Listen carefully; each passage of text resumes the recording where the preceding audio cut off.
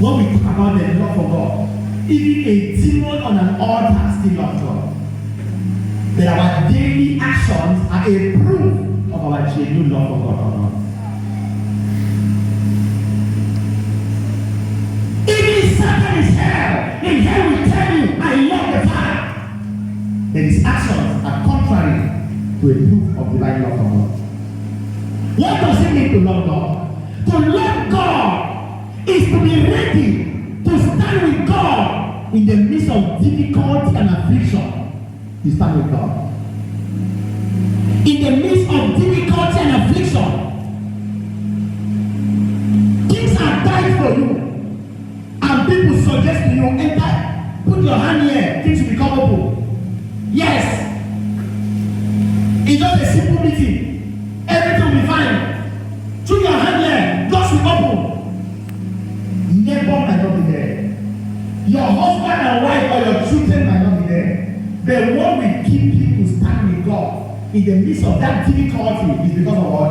Your heart loves God. A man that loves God is a man that will stand with God in the midst of difficulties. Difficulties are what? Affliction. You get up now, you are sick, and people are calling all kinds of name of diseases. You have come to pray and nothing has changed, and your family is saying there's somebody in my home.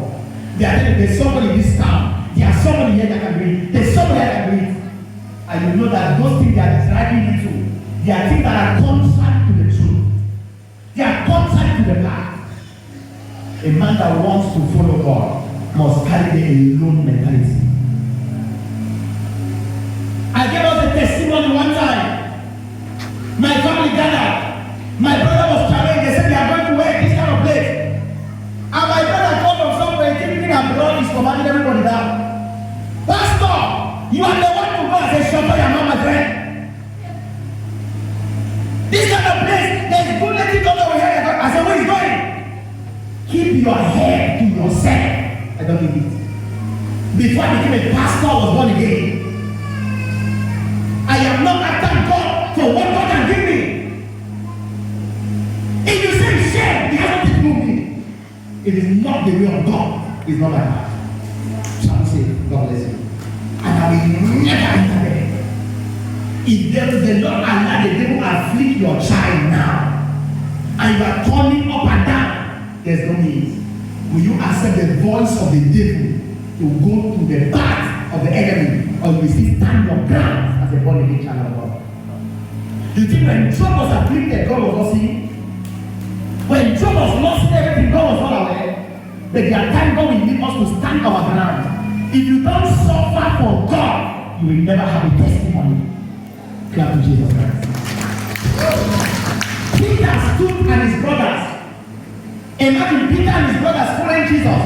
They stood and went to Jesus. And they asked Jesus, said, we have abandoned everything to follow you. What is our reward? They looked at their lives. They saw how empty it looked like. And they said, tell us, is there a reward in this total abandonment for the gospel? And Jesus said to them, anybody that has abandoned one thing in this life to follow me, he said, you will have it 100-fold. You will have the reward, what?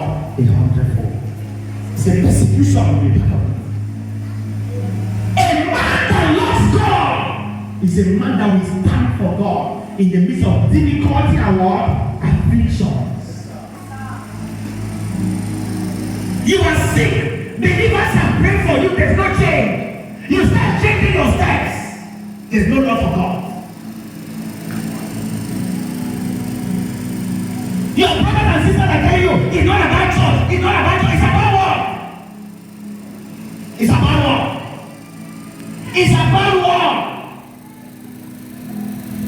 Everyone under the sound of my voice, may God restore his love for you. May your love for God be restored. May your love for God be restored.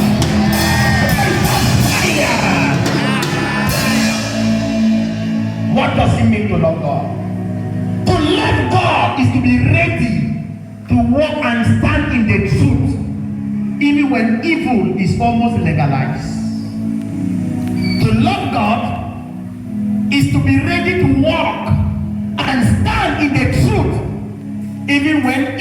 is almost legalized. You got it? You must be ready to do what?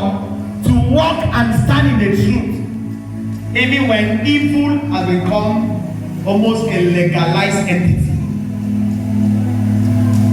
No, we live in the world where you don't compromise. You are not a real human being. You are not a Cameroonian.